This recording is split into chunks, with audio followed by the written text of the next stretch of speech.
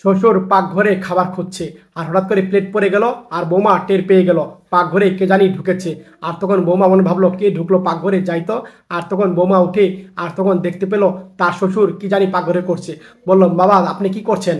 আর তখন বলল, মা অনেক ক্ষুধা লেগেছে, তার জন্য পাকঘরে এসে খাবার খুঁজছিলাম, দেখি কোনো খাবার আছে কিনা। আর তখন বৌমা কথা শুনে বলল যে, বাবা আপনি কেন খুঁজছেন? আপনি আমাকে ডাক দিলে তো পারতেন, আপনাকে আমি খাবার রেডি করে দিতাম। আর তখন বলল, না মা, তুমি সারাদিন অনেক পরিশ্রম করো, চাকরি করো, রান্নাবাড়ি করো, তোমাকে আর ডাকা প্রয়োজন মনে করি নাই, কারণ অনেক কষ্ট করো তুমি, আমি নিজেই কিছু তৈরি করে খাবো এভাবে ভাবছিলাম। আর বললো, না বাবা আপনি আসেন, আপনি বসেন, আমি খাবার তৈরি করে দিচ্ছি। এভাবে বললো, না মা না লাগবে না, আমি খাবার তৈরি করে খাবো, এইভাবে বললো। আর তখন বৌমা শ্বশুরের কথাগুলো শুনলো, না বা আপনি আসেন। আর তখন শ্বশুরকে নিয়ে তখন বৌমা এই জায়গা বসিয়ে দিল। আর তখন খাবার রেডি হয়ে গেছে, শ্বশুর খাবার খাচ্ছে। আর তখন বললো, বাহ বৌমা খুব সুন্দর খাবার তৈরি করেছো, অনেক মজা হয়েছে, এইভাবে বলছে শ্বশুর।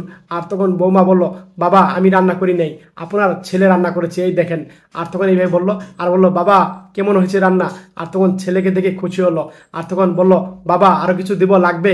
আর তখন বাবা কথা, না মা বাবা লাগবে না। আর তখন বলল, এই শোনো। আর তখন ছেলেকে ডাক দিল, বৌমাকে এক প্লেট খাবার রেডি করে দাও, এইভাবে বলল। আর তখন সে চলে গেল।